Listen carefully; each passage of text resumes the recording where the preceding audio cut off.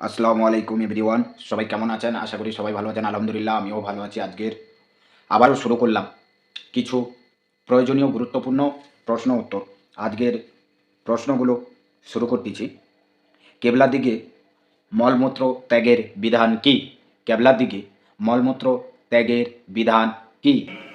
কেবলার দিকে পেশাব এবং পায়খানা করা এটা নিষিদ্ধ, হাদিসে নিষেধ রয়েছে। অতএব কেবলার দিকে মলত্যাগ করা, পেশাব ত্যাগ করা সেটা উন্মুক্ত জায়গায় যেমন নিষিদ্ধ, টয়লেটের ভিতরেও নিষিদ্ধ। পশ্চিম দিকে কেবলার দিকে, আমাদের সাধারণত পশ্চিম দিকে কেবলা, সেজন্য আমাদের জন্য পশ্চিম দিক মানেই কেবলা। পৃথিবীর যে সমস্ত প্রান্তের মানুষের জন্য কেবলা যেদিকে, তাদের জন্য সেটি প্রযোজ্য হবে। অথবা আমরা পশ্চিম দিক না বলে কেবলার দিক বলি। কেবলার দিকে ফিরে বসে পেশাব করা কিংবা মলত্যাগ করা এটা যেমন নিষিদ্ধ, কেবলার দিকে থুতু ফেলাটাও নিষিদ্ধ। থুতু ফেললে নিচের দিকে ফেলবেন, অথবা সবচেয়ে উত্তম বাম পাশে ফেলবেন বা অন্য কোনো দিকে ফেলবেন, কিন্তু কেবলার দিকে ফেলবেন না। যদি কেবলার দিকে ফেরেন তাহলে সেক্ষেত্রে গুনাহ হবে। হাদিসে নবী করিম সাল্লাল্লাহু আলাইহি ওয়াসাল্লাম বলেছেন, যে ব্যক্তি কেবলার দিকে থুতু ফেলবে, কিয়ামতের ময়দানে সে এমন অবস্থায় আসবে যে তার সে থুতু, তার সে শ্লেষা, কাশি যেগুলো সে কেবলার দিকে ফেললো, এগুলো তার কপালে থাকবে। এটা তার জন্য একটা অপমান, লাঞ্ছনা, এটা তার একটা শাস্তি হবে। অতএব ইমানদার এই বিষয়গুলোকে সাবধান থাকবে। কেবলার সম্মানার্থে আমরা না কেবলার দিকে থুতু, কফ ইত্যাদি ফেলবো, না সেদিকে পেশাব বা পায়খানা করব। যদি কোনো জায়গায় আপনি ফেঁসে যান, কথার কথা কোনো, আজকাল অনেক টয়লেটে দেখা যায় যারা নির্মাতা তারা খেয়াল করেন না, দেখা যায় এমন ভাবে প্যান বা কমোড বসিয়েছেন যে কেবলার দিকেই ফেরানো। তাহলে সেক্ষেত্রে আপনি নিজের পজিশনকে চেঞ্জ করে যাতে কেবলার দিকে না হয় সেই চেষ্টাটা করে আপনি মলমূত্র ত্যাগ করার চেষ্টা করবেন। যদি একান্ত নিরুপায় করে ফেলেন, না জেনে করে ফেলেন, তাহলে আল্লাহর কাছে তওবা করুন, ইনশাআল্লাহ মাফ হবে। এটার কারণে যে বড় কোনো কাবিরা গুনাহ হবে ব্যাপারটা সেরকম নয়। মসজিদে দুর্গন্ধযুক্ত মশার কয়েল জ্বালানো যাবে কি না? মসজিদে দুর্গন্ধযুক্ত মশার কয়েল জ্বালানো যাবে কি না? মসজিদে যে সমস্ত মশার কয়েল আমরা ব্যবহার করি মশা তাড়াবার জন্য, এই মশার কয়েলগুলো দুই প্রকার। কিছু আছে যেগুলোতে দুর্গন্ধ আছে, যথেষ্ট পরিমাণ কষ্ট হয় গন্ধে, আর কিছু আছে যেগুলোতে এত গন্ধ নাই, বরং সেগুলোতে এক ধরনের সুগন্ধি এরকম কিছু একটা অনুভব করা যায়। যে কয়েলে দুর্গন্ধ আছে, যেটা শুকলে আপনার কষ্ট হয়, এরকম কয়েল মসজিদে ব্যবহার করা জায়েজ নাই। এগুলো মসজিদে ব্যবহার করা যাবে না। যদি করেন তাহলে সেক্ষেত্রে মসজিদের আদব নষ্ট করার গুনাহ হবে, শামিল হবে। কারণ নবী করিম সাল্লাল্লাহু আলাইহি ওয়াসাল্লাম বলেছেন, তাতাআযাল মালায়েকা বিমা ইয়াতাআযা বিহি বনু আদম। মানুষ যে সমস্ত কারণে কষ্ট পায়, যেগুলোর গ্রানে, যেগুলোর দুর্গন্ধে মানুষের কষ্ট হয়, ওই সমস্ত বস্তুর দুর্গন্ধে ফেরেশতাদেরও কষ্ট হয়। অতএব মসজিদে যদি দুর্গন্ধ থাকে সেটা মানুষের যেমন কষ্টের কারণ হয়, আল্লাহর ঘর মসজিদে অনেক ফেরেশতারা থাকে, তাদেরও কষ্ট হয়। এই জন্যই কাঁচা পেঁয়াজ খেয়ে নবী করিম সাল্লাল্লাহু আলাইহি ওয়াসাল্লাম সরাসরি মসজিদে আসতে নিষেধ করেছেন। কাঁচা পেঁয়াজ খেলে মুখের দুর্গন্ধ দূর করে তারপরে মসজিদে আসার নির্দেশ করেছেন। কেন? কারণ এতে ফেরেশতাদের কষ্ট হয়। বিধায় কয়েল যদি জ্বালান আর সেখানে যদি দুর্গন্ধ থাকে, তাহলে সেক্ষেত্রে এটি মানুষেরও কষ্টের কারণ, ফেরেশতারও কষ্টের কারণ, সেজন্য এটা জ্বালানো জায়েজ নাই। তবে কয়েলের বিকল্প যেগুলো আছে, অন্য কোনো পদ্ধতি আপনি মশা তাড়ানোর জন্য ব্যবহার করতে পারেন। এছাড়াও আরেকটা সমস্যা হলো, অনেক সময় দেখা যায় কয়েলের দুর্গন্ধের কারণে অনেকের শ্বাসকষ্ট হয়, অনেকের অসুবিধা হয়, বিধায় অন্য কারোর অসুবিধা হয়, সেরকম কাজ করাও জায়েজ নাই। আমাদের পরবর্তী প্রশ্ন, আমাদের বিয়ে হয়েছে বেশি দিন হয়নি, একসময় ভালোই মিল মহব্বত ছিল, এখন কিছু কারণবশত আমাদের খুঁটিনাটি লেগেই থাকে, তো কোনো আমল থাকলে বলে দেবেন, কোনো আমল থাকলে বলে দেবেন। দেখুন, আমাদের মা বোনদের মধ্যে এবং পুরুষদের মধ্যে একটা সমস্যা হলো, বিয়ের পর একবারে শুরুর দিকে প্রচন্ড রকমের মহব্বত হয়। এজন্য হিন্দিতে একটা কথা আছে, ইবতিদায়ে ইশক আর ইন্তেহায়ে ইশক বরাবর नहीं होता है। প্রেমের শুরু আর প্রেমের শেষ একরকম। শুরুতে শুধু ফুল আদান প্রদান হয়, শেষে লাঠি আদান প্রদান হয়। বুঝতে পেরেছেন?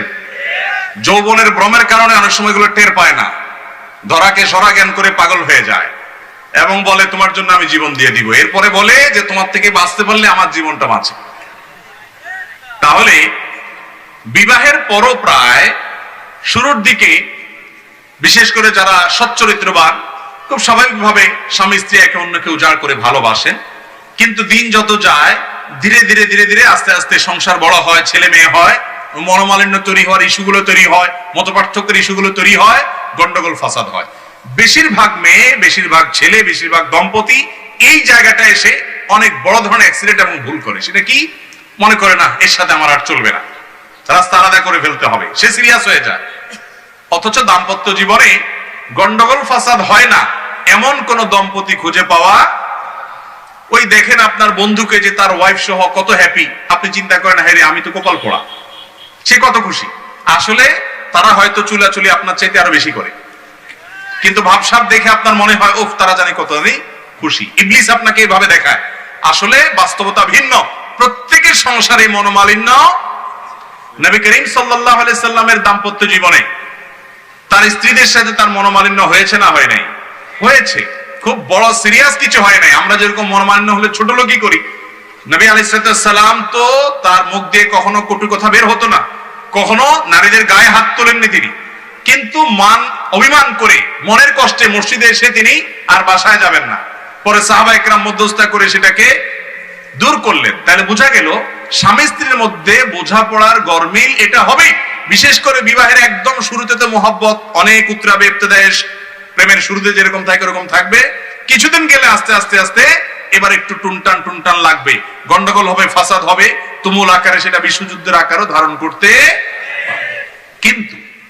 কিন্তু বাস্তবতা হলো শতকরা 999টা দাম্পত্য সম্পর্ক একটা পর্যায়ে গিয়ে এই সমস্ত টুনটান ঝগড়া ঝাঁটি এগুলো সব দূর হয়ে বিশ্ব শান্তি প্রতিষ্ঠা যেরকম হয়, যুদ্ধ বাদ হইয়া ওইরকম শান্তি প্রতিষ্ঠা হয়ে যায়। অনেক দম্পতি এটা বুঝে না, মেয়েদেরকে শয়তান উস্কায়, বলে যে এমনকি তার বান্ধবীরা অনেকে উস্কায়। অনেক পুরুষ আছে মানুষরূপী শয়তান, দেখতে মানুষের মতো, এটা আসলে ইবলিসের কাজ করে।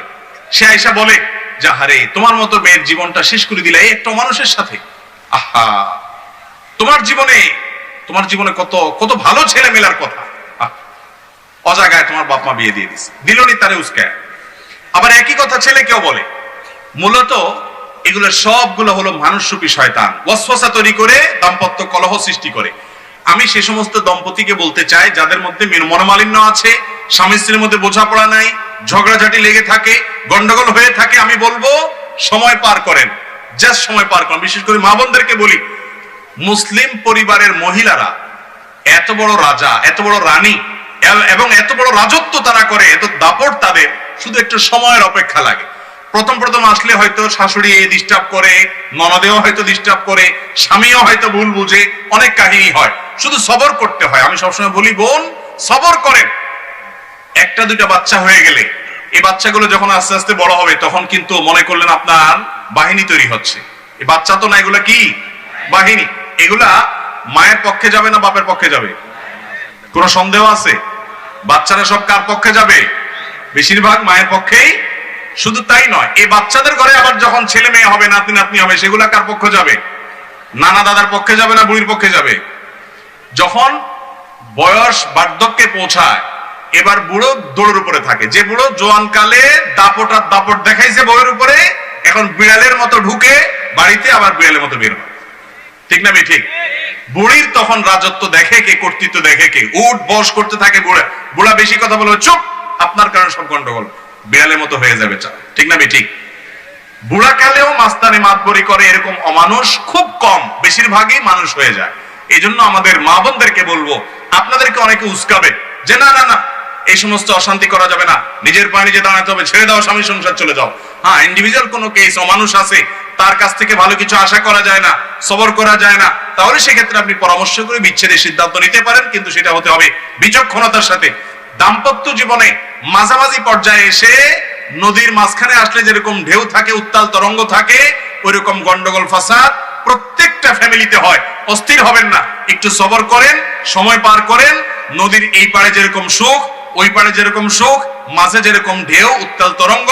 দাম্পত্য জীবনের শুরুতে থাকে প্রেম, শেষে থাকে প্রেম, থাকুক আর না থাকুক বুড়া সাইজ হয়ে যায়, শুধুমাত্র মাঝখানে একটু সবর করতে হয়। কথা কি বুঝাতে পারছি? বেশিরভাগ যুবক মানুষ বিয়ের পরেই একটু টুনটান হইলো আর যুদ্ধ বিগ্রহ বাধাই দিলেন, তালাক তুলাক দিয়া এরপরে যায়া চোখের পানি ফেললেন, কোনো কাজ হবে না। বিদায় সাবধান থাকতে হবে। এবং দাম্পত্য জীবনের শান্তির মূল মন্ত্র হলো সবর। সবর ছাড়া দাম্পত্য জীবনে শান্তি কখনো আসবে? সবর থাকতে হবে। আল্লাহ আমাদেরকে সবর করার তৌফিক দান করুন।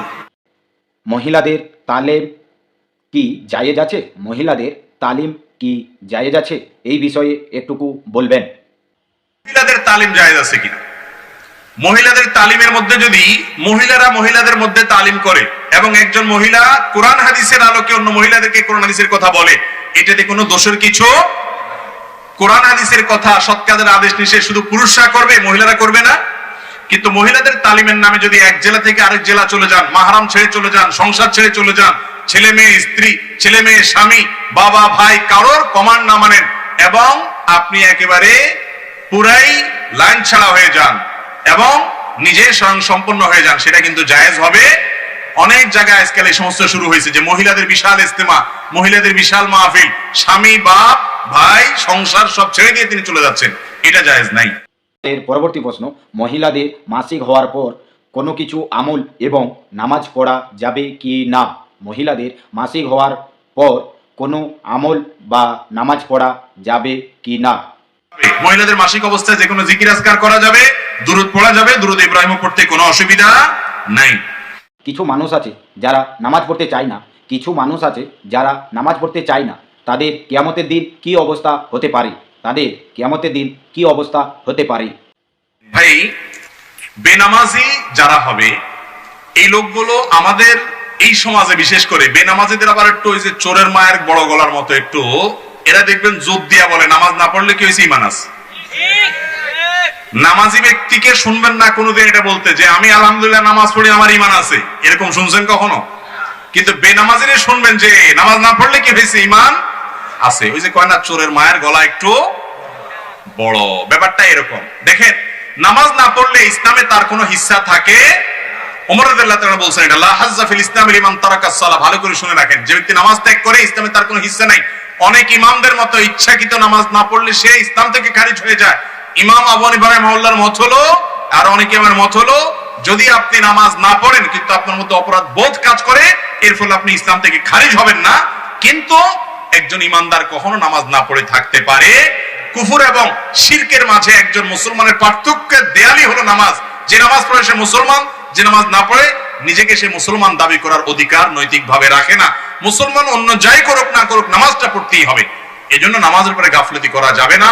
কিয়ামতের দিন অত্যন্ত বড় ধরনের কাফের, নমরুদ, হামান, ফেরাউন এদের সাথে হাসর হবে বেনামাজিদের। আল্লাহ তাআলা আমাদেরকে নামাজ পড়ার তৌফিক দান করুন।